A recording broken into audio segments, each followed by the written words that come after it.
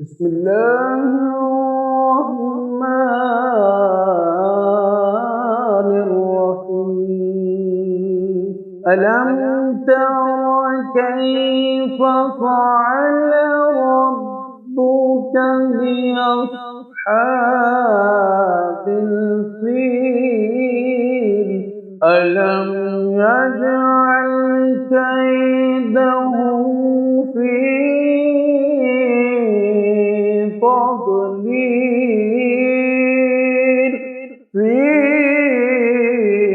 تضليل وأرسل عليهم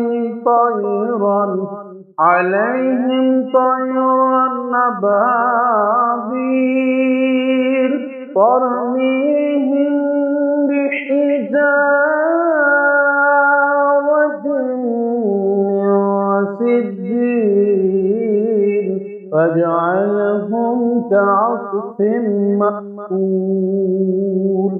آمنت بالله صدق الله العظيم وصدق رسوله النبي الكريم الأمين